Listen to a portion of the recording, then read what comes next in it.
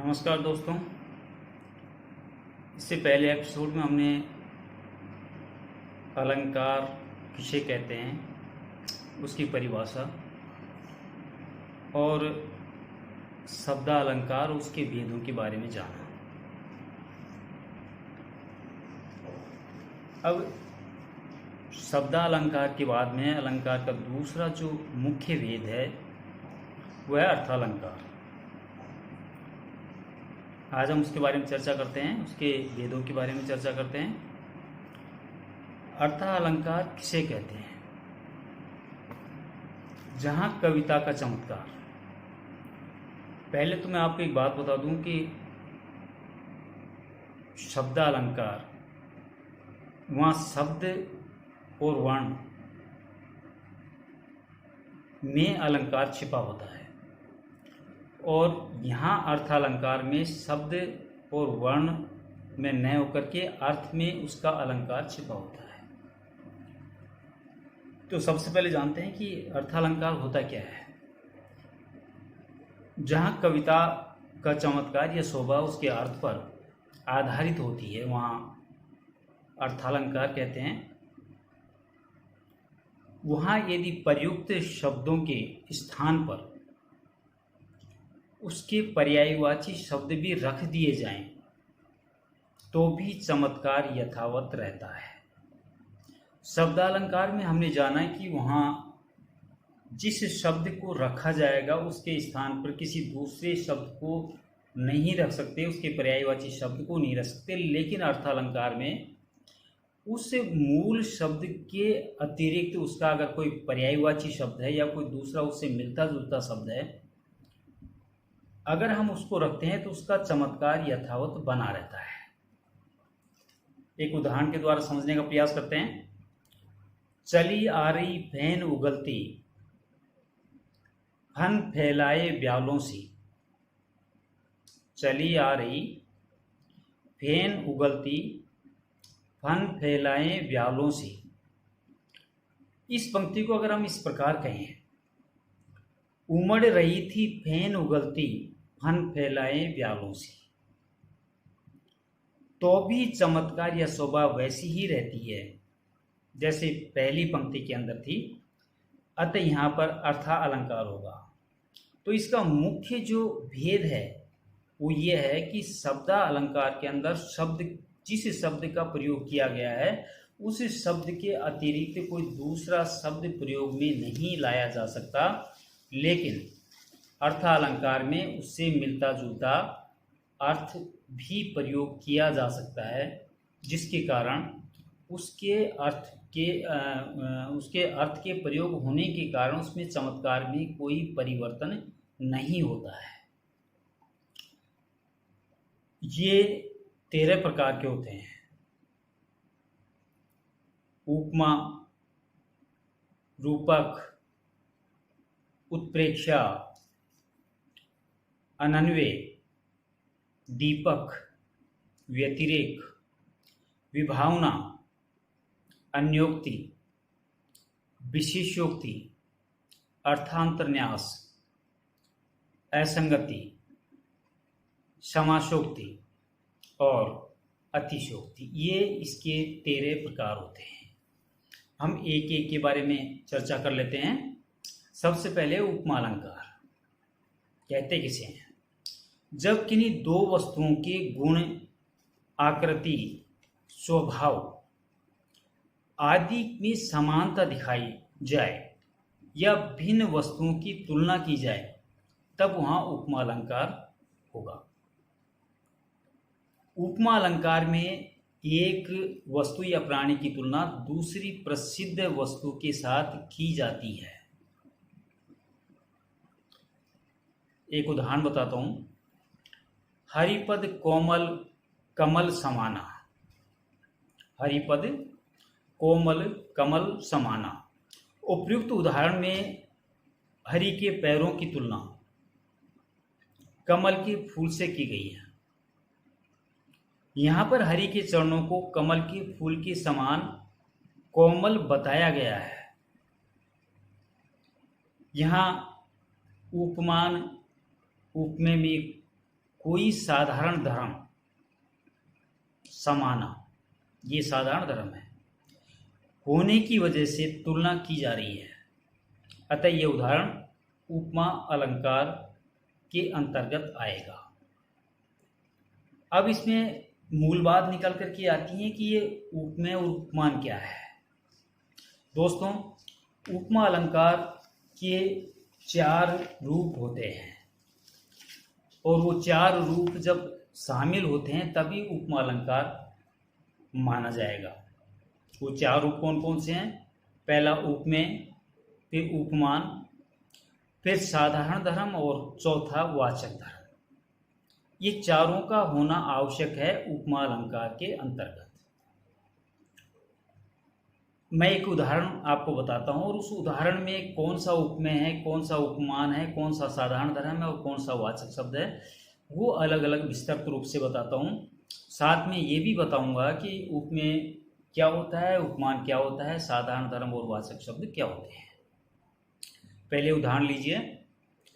सागर सा गंभीर हृदय हो, सागर सा गंभीर हृदय हो, गिरि सा ऊंचा हो जिसका मन। ये उदाहरण आपके सामने है।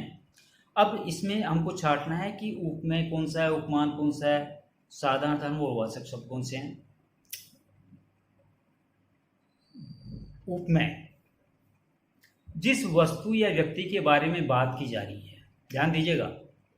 उपमेय कहते हैं कि किसी व्यक्ति या वस्तु के बारे में बात की जाए या जो वर्णन का विषय हो वो उपमेय कहलाता है।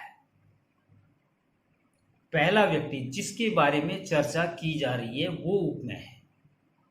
अब हम उस उदाहरण को दोबारा दोहराते हैं कि उसमें ऐसा कौन सी चीज है, कौन सी बात है जो उपमेय के अंतर्गत आती है। सागर सा गंभीर हृदय हो, गिरि सा ऊंचा हो जिसका मन। अब इसके अंदर निश्चित रूप से अगर हम ध्यान देंगे तो उपरोक्त उदाहरण में पहली पंक्ति में हृदय और दूसरी पंक्ति में मन उपमेय है जिनकी चर्चा की जा रही है। अब उपमान वाक्य या काव्य में उपमेय की जिस प्रसिद्ध वस्तु से तुलना की जा रही हो वह उपमान होगा। अब फिर उसी उदाहरण को लेते हैं कि उसमें कौन सा उपमान है। उपमेय हमने देख लिया कि हृदय और मन जिनके बारे में चर्चा की जा रही है, लेकिन उनकी तुलना किससे की जा रही है। सागर सा गंभीर हृदय हो, गिरि सा ऊंचा हो जिसका मन है। यहां पर हृदय की तुलना सागर से की जा रही है और मन की तुलना गिरि से की जा रही है, अतः यहाँ सागर और गिरि दोनों ही उपमान होंगे। यहां तक समझ गए आप। तीसरा साधारण धर्म। साधारण धर्म वह होता है जिसमें उपमान और उपमेय में समानता का धर्म होता है। दोनों चीजों की जब तुलना की जाती है, सामान्य वस्तु और विशिष्ट वस्तु, प्रसिद्ध वस्तु, उनकी तुलना की जाती है और उस तुलना के अंतर्गत कोई ऐसा शब्द आ जाता है, वो शब्द दोनों को तुलनीय बनाता है। अर्थात जो गुण उपमेय, उपमान और उपमेय दोनों में हो, जिससे उन दोनों की तुलना की जा रही हो, वही साधारण धर्म कहलाता है। अब इस उदाहरण में ऐसा कौन सा शब्द है जो दोनों में बराबर तुलना कर रहा है। फिर दोहराता हूं। सागर सा गंभीर हृदय हो, गिरि सा ऊंचा हो जिसका मन। यहां पर सागर और हृदय में तुलना है पहली पंक्ति में, दूसरी में गिरि और मन के अंदर तुलना है। अब इन दोनों को जो जोड़ने का काम करता है, पहली पंक्ति में गंभीर शब्द है और दूसरी पंक्ति में ऊंचा साधारण धर्म है, जो दोनों को तुलनीय बनाता है, एक दूसरे से जोड़ने का काम करता है। चौथा है वाचक शब्द। जिस शब्द के द्वारा उपमेय और उपमान की समानता व्यक्त की जाती है, जैसे उसमें कुछ शब्द आते हैं वाचक शब्द जो उस अलंकार की पहचान दिलाता है। मैं उन वाचक शब्द को बताता हूं। समान, सी, तुल्य, सदृश, ईव, सरीस, जिमी, जैसा, सा आदि वाचक शब्द होते हैं और ये तुलना करते हैं विशिष्ट अर्थ की शब्द की और मुख्य शब्द की। ये कहीं न कहीं उन पंक्तियों के अंदर मौजूद होंगे।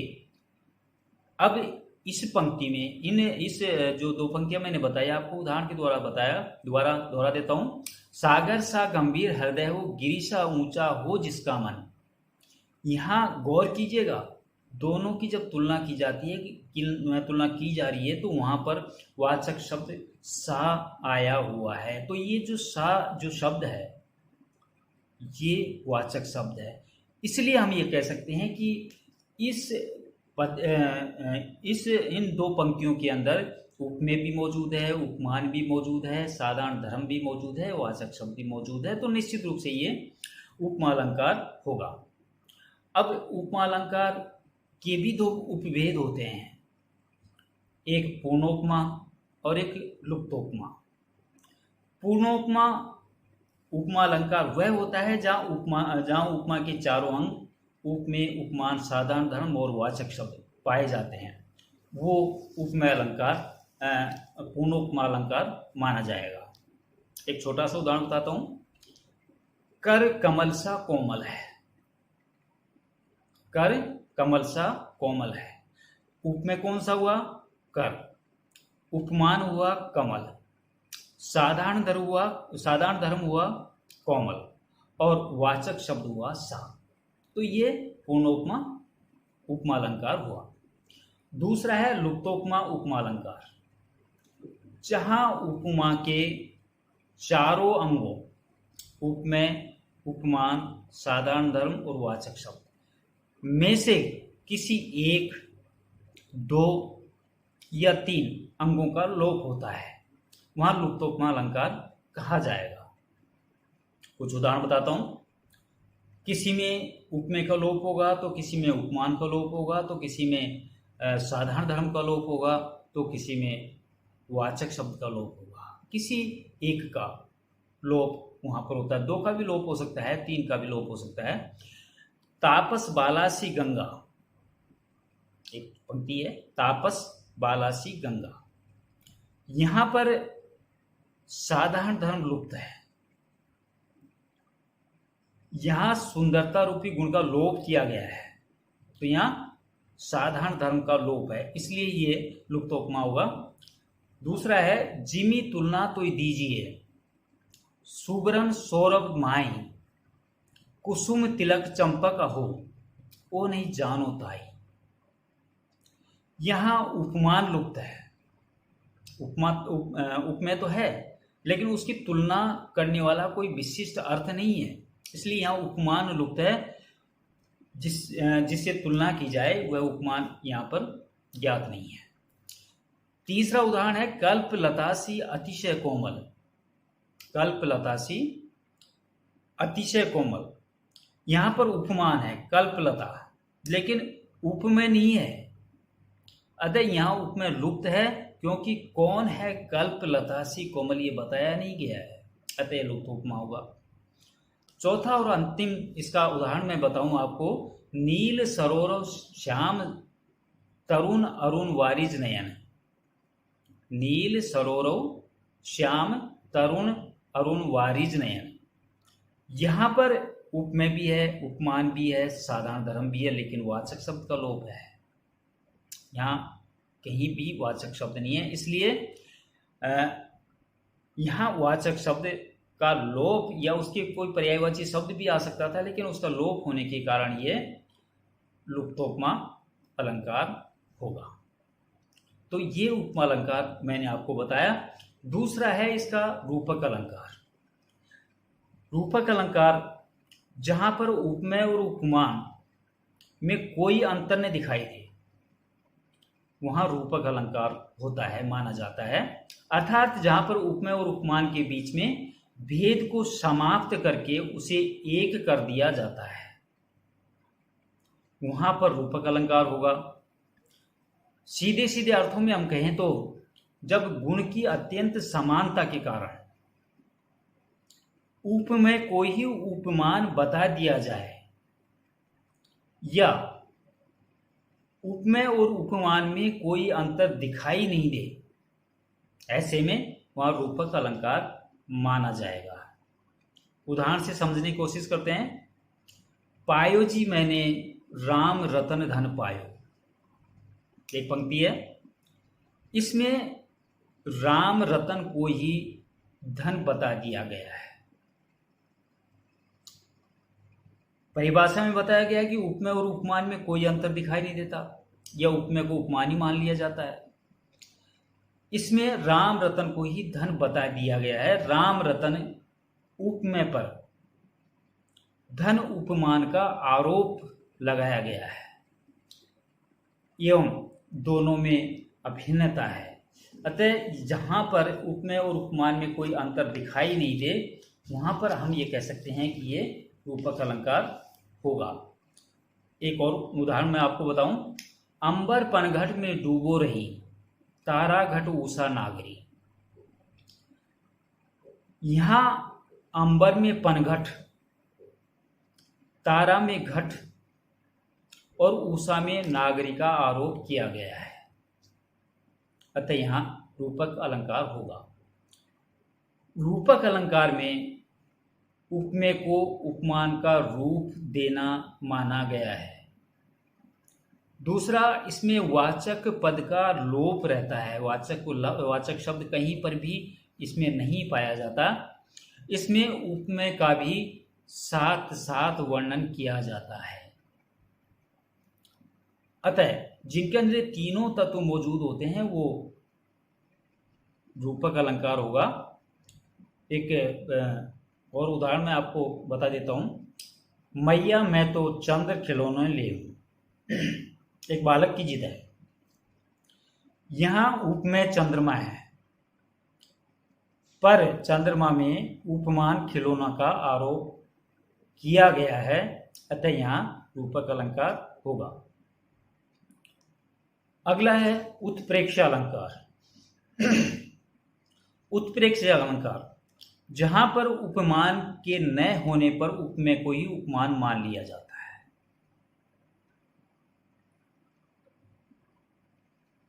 जहां पर उपमेय के नहीं होने के कारण उपमान को ही उपमेय मान लिया जाता है, अर्थात जहां पर अप्रस्तुत को प्रस्तुत मान लिया जाए वहां पर उत्प्रेक्ष अलंकार माना जाएगा।